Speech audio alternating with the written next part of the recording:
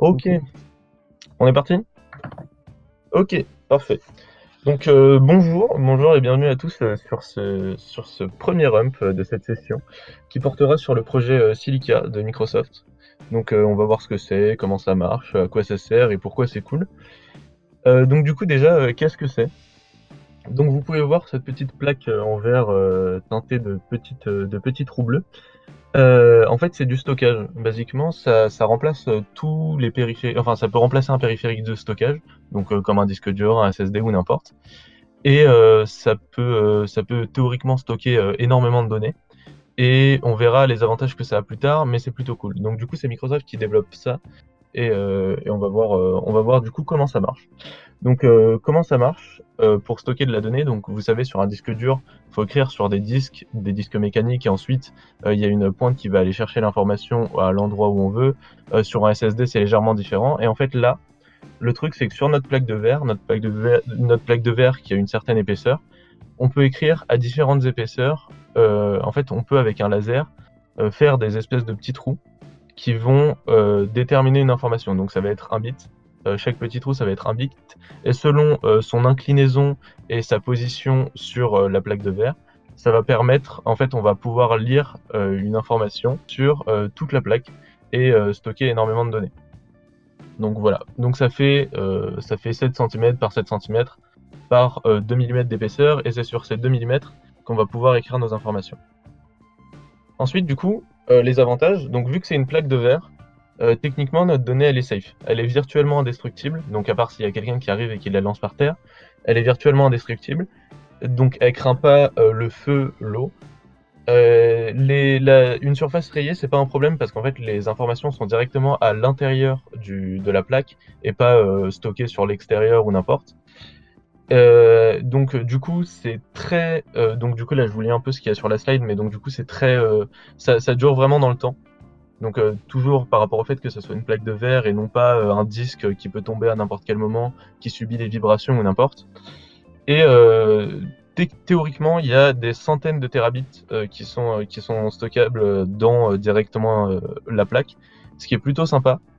Et vous en concentrez genre assez pratique, surtout pour ce qui est de stocker, ouais, surtout pour ce qui est de stocker des films.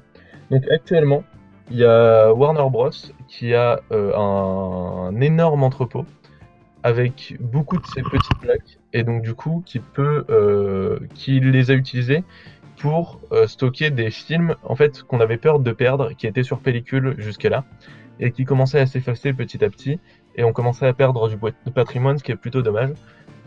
Du coup, ce qu'ils ont fait, c'est qu'ils ont fait appel à Microsoft par rapport au projet Silica, et Microsoft leur en a fourni, elle leur a fourni des manières de le lire. Et du coup, depuis, il y a des films comme Superman, le premier, l'original, qui est stocké sur une plaquette comme ça. Et donc, du coup, on peut voir que c'est stocké sur 7 cm x 7 cm x 2 mm. Sachant qu'il est quand même assez lourd le film, et de base ça tenait dans une énorme bobine qui faisait quand même une trentaine de centimètres de diamètre, et peut-être 5 centimètres de large. Ce qui est quand même pas mal. Vous pouvez voir justement l'histoire de. Donc il y a des vidéos, et il y a des histoires et des liens et des articles que vous pouvez voir ici, que je vais pas vous lire en entier, ce serait un peu dommage et on dépasserait un peu les 10 minutes. Donc du coup ça c'est Superman sur justement une plaquette silica, avec quelqu'un qui explique, quelqu'un de chez Warner Bros qui explique comment ils font et comment s'est fait le partenariat. Et sinon il y a une autre vidéo très intéressante et encore plus explicative que mon rump du coup qui dure 5 minutes, d'un vieux monsieur dans une cour anglaise, dans un jardin anglais plutôt, qui vous montre comment ça marche, et dans une mise en scène assez sympa qui vous explique un peu tout le projet. Voilà, c'est tout pour moi. Merci. Novak, c'est quoi Ouais. l'espace de stockage dessus? Ok, du coup, en fait, ce qu'il disait dans les différents articles et les différentes vidéos que j'ai pu voir sur le projet, c'est que les disques durs, ça leur a pris 40 ans pour atteindre l'espace de stockage qu'on a aujourd'hui.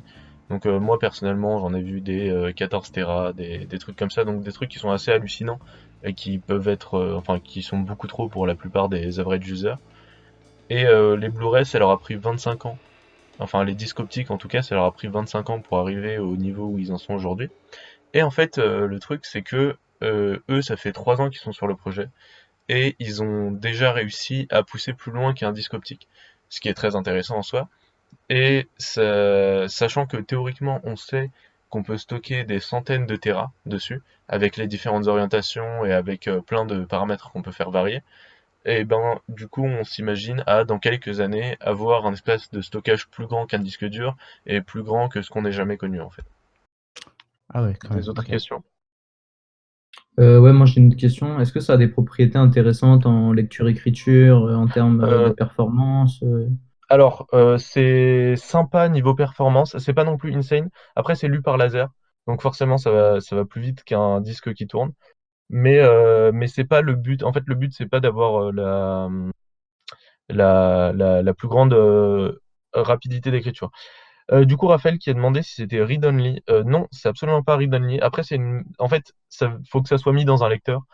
Et du coup, ça peut être, comment dire, faut que ça soit écrit dans une machine spéciale. C'est-à-dire que c'est une machine spéciale qui va s'occuper d'aller écrire sur le truc et une autre qui va s'occuper d'aller lire dessus. Tac, tac, tac.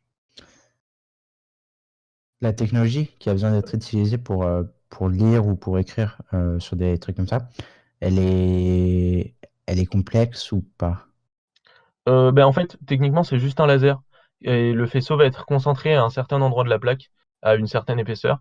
Et du coup, juste si tu concentres bien ce laser et qu'il est assez puissant, eh ben, je sais plus comment ils appellent ça. Ça ressemble un peu à une goutte, mais voilà. Ok, merci.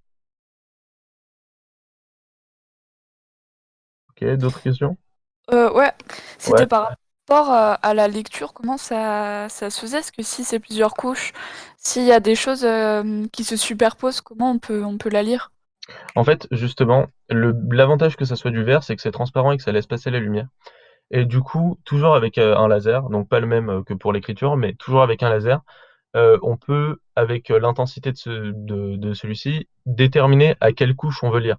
Et en fait, on va pouvoir, avec la réflexion de la lumière, voir l'information qu'il y a dessus. Ok.